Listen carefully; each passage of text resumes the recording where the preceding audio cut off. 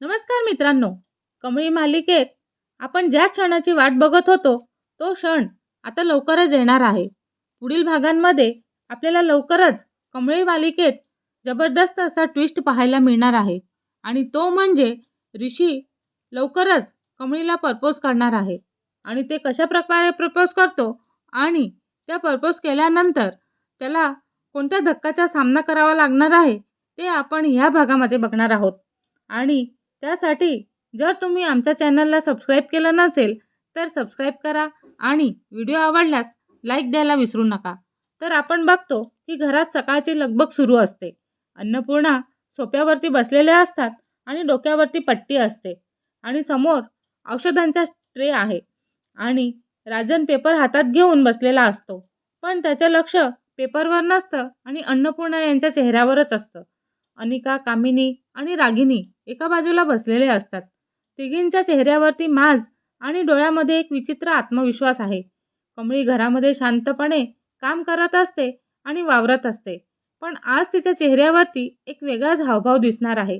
तिच्या डोळ्यामध्ये भीती नाही, पण काहीतरी लपवण्याची घालमेल स्पष्ट दिसत आहे. कामिनी आणि कमळी हे दोघं जण आमनेसामने आहेत. कमळी पाण्याचा ग्लास अन्नपूर्णा समोर ठेवते. अन्नपूर्णा कमळीला पाहते आणि तिच्या नजरेत अजूनही गोंधळ असतो. कारण डोक्याला मार लागल्यानंतर ती कधी कमळीला आपली नात मानते तर कधी अनिकालाच आपली खरी नात म्हणते. कमळी मान खाली घालते आणि तेवढ्यातच दार उघडतं. नयनतारा घरामध्ये येते आणि तिच्या चेहऱ्यावरती नेहमीसारखाच रुबाब आहे. पण आज तिची नजर जास्त तीक्ष्ण राहणार आहे. नयनतारा थंडपणे गुड मॉर्निंग असं म्हणते आणि घरामध्ये फारच शांतता वाटते असं पण म्हणत असते. ती सगळ्यांकडे नजर फिरवते आणि तिची नजर थांबते ती कुठे म्हणजे कमळीवरती. कमळीचा हात पुढे येतो आणि त्याच क्षणी तिच्या बोटातली रिंग हलकसं चमकते. कमळी पटकन हात मागे घेते जणू ती रिंग कोणालाच दिसू नये. पण नयनताराच्या नजरेमध्ये ती रिंग लगेच पडलेली आहे. नयनतारा क्षणभर तिथेच गोठते आणि तिच्या मनामध्ये विचार करते, ही रिंग तर मी ऋषीला दिली होती आणि हे असं कसं शक्य आहे. नयनतारा थेट कमळीच्या समोर उभी राहते. नयनतारा कडक आवाजामध्ये म्हणत असते, कमळी तुझ्या हातात ही रिंग कशी. तेव्हा कमळी तिथेच दचकून जाते आणि घरामध्ये सगळ्यांचं लक्ष कमळीच्या हाताकडे जातं. अनिका लगेच हसते आणि उपहासाने म्हणत असते. अनिका टोमणा मारत असते, वाह, आता मालकीण होण्याचे स्वप्न पाहते म्हणून दागिने पण सुरू झाले वाटतं. कामिनी लगेच तिथे संधी साधते आणि म्हणत असते की खोटं आणि गोड बोलत असते. कमळी ही रिंग कोणीतरी स्पेशल दिली आहे का की स्वतःच घेतलेली आहे. कमळीचा चेहरा पांढरा पडतो आणि तिचा घसा पण कोरडा पडतो. नयनतारा पुढे येते आणि कमळीचा हात पकडते आणि सगळ्यांसमोर म्हणते. कमळी आणि घाबरून जाते. कमळी घाबरून घाबरून बोलत असते, नयनतारा मॅडम हात सोडा. नयनतारा रिंग नीट पाहते आणि रिंगच्या आत छोटंसं कोरलेलं असतं. नयनतारा हळू आवाजात वाजते आणि नयनतारा म्हणते आर आणि तिचे डोळे अचानकच मोठे होतात. तिचा श्वास अडकतो. नयनतारा मनामध्ये विचार करते का ही रिंग तर ऋषीची असू शकते. मी स्वतः ही रिंग ऋषीला दिली होती. मग ही कमळीच्या हातात कशी. घरात एकदम शांतता असते. राजन उठतो आणि राजन आश्चर्याने म्हणतो, काय. नयनतारा तू काय म्हणतेस. तेव्हा नयनतारा राजनकडे पाहत नाही. ती थेट कमळीच्या डोळ्यात डोळे घालून विचारते. नयनतारा कडक आवाजात म्हणत असते, कमळी ही रिंग तुला कोणी दिली. तेव्हा कमळी खाली पाहते आणि तिच्या हाताला कंप सुटतो. कमळी अडखळत म्हणत असते, मी. अनिका आणि कामिनीचे डोळे पण चमकतात. त्यांना असं वाटत असतं की आता कमळी अडकेल. अनिका मनामध्ये विचार करते, आता बघू तुझं खरं रूप काय आहे ते. तेवढ्यातच जिन्यावरून ऋषी खाली येतो. तो क्षणभर तिथेच थांबतो कारण नयनतारा त्याच्याकडे पाहत असतात आणि ऋषीची नजर त्या रिंगवरती जाते. त्याचा चेहरा एकदम फिक्का पडतो. ऋषी मनामध्ये विचार करतो, अरे देवा, हे आज उघड व्हायला नको होतं. नयनतारा थेट ऋषी समोर जाते. नयनतारा थंड पण धारदार आवाजात म्हणत असते, ऋषी मला एक प्रश्न विचारायचा आहे. तेव्हा ऋषी गप्प होतो. नयनतारा म्हणते, मी तुला ही रिंग दिली होती ना, मग ती कमळीच्या हातात कशी आली. घरात जणू भूकंपच झालेला असतो. रागिनी शॉक होते आणि रागिनी म्हणते, ऋषी हे काय आहे. राजनचा आवाज चढतो आणि राजन पण म्हणतो, ऋषी याचे उत्तर दे. आणि अन्नपूर्णा कमळीला पाहत असते आणि मग ऋषीकडे पाहते. तिच्या डोळ्यामध्ये संशय असतो. कामिनी लगेच विषारी बोलते. कामिनी पण म्हणते, मॅडम, मला आधीपासूनच संशय होता की ही मुलगी ऋषीला ट्रॅप करत आहे. अनिका ताबडतोबच भर घालत असते. अनिका जळजळीत आवाजमध्ये म्हणत असते, हो, ही मुलगी फक्त प्रॉपर्टीसाठी आलेली आहे असं नाहीये. ती ऋषीला पण जाळ्यात ओढते.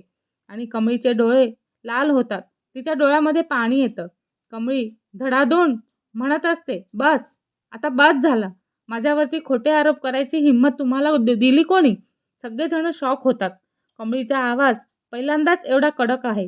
कमळी म्हणते, मी ऋषीला ट्रॅप करत नाही आणि केलेलंही नाही आणि मी तुमच्यासारखी स्वार्थी नाही. अनिका चिडते आणि अनिका म्हणते, मग रिंग कशी आली तुझ्या हातात? कमळी क्षणभर तिथेच थांबून जाते आणि घरामध्ये शांतता पसरते. ऋषी एक पाऊल पुढे येतो आणि ऋषी शांतपणे पण ठाम आवाजात म्हणत असतो की ही रिंग मीच दिलेली आहे. घरात एकच गडगडाट सुरू होतो. नयनतारा शॉक होते आणि नयनतारा म्हणते, तू काय बोलतोय ऋषी? तुला माहिती आहे का? ऋषी कमळीच्या बाजूला उभा राहतो आणि ऋषी म्हणतो, हो, मी कमळीला प्रपोज केलेला आहे. सगळेजण एकदमच बोलायला लागतात. रागिणी म्हणते, काय? राजन म्हणतो, ऋषी. आणि अनिका म्हणते, हे खोटं आहे. आणि कामिनी ही म्हणते, का मी म्हणत होते ना? अन्नपूर्णा हात वर करून सगळ्यांना थांबवते. अन्नपूर्णा कडक आवाजात म्हणत असतात आणि शांत, सगळेजण शांत होतात. अन्नपूर्णा ऋषीकडे पाहते. अन्नपूर्णा म्हणते, ऋषी, तुला काय वाटलं? ह्या घरातली सगळ्यात मोठी गोष्ट अशी लपवून चालेल का? ऋषी खाली पाहतो आणि ऋषी गिफ्टमध्ये म्हणतो, आजी, मी कमळीला प्रोटेक्ट करायचं ठरवलेलं होतं. आणि नयनतारा थंड हसते आणि म्हणते, नयनतारा म्हणते, प्रोटेक्ट आणि प्रॉपर्टी सिक्युअर करायचा प्लॅन आहे का? ऋषी एकदमच वर पाहतो आणि ऋषी कडक आवाजात म्हणतो, नाही, हे प्रेम आहे. नयनतारा कमळीला पाहते आणि म्हणते, कमळी, तू काय म्हणतेस? कमळी थोडा वेळ ती गप्प राहते आणि मग ती एक वाक्य बोलते जे सगळ्यांना गप्प करते. आणि कमळी शांत पण धारदार आवाजामध्ये म्हणत असते, मी प्रेम स्वीकारलेलं आहे, पण ह्या घरातला स्वार्थ मी स्वीकारणार नाही. कामिनी आणि अनिकाच्या चेहऱ्यावरती ताण येतो.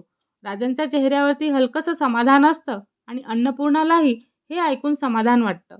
कारण अन्नपूर्णा आणि नयनतारा हे दोघांचंही ठरलेलं असतं की अन्नपूर्णाची मोठी नात असेल आणि जेव्हा तरी येईल तेव्हा ऋषीसोबत तिचा संबंध जुळेल. पण नयनतारा अजूनही थांबत नाही. ती पुढे येते आणि अगदी हळू आवाजात बोलत असते आणि नयनतारा इशारा देत म्हणते, ऋषी, तू ही रिंग दिलेली आहेस का? पण ह्या घरातला खेळ अजून संपलेला नाही.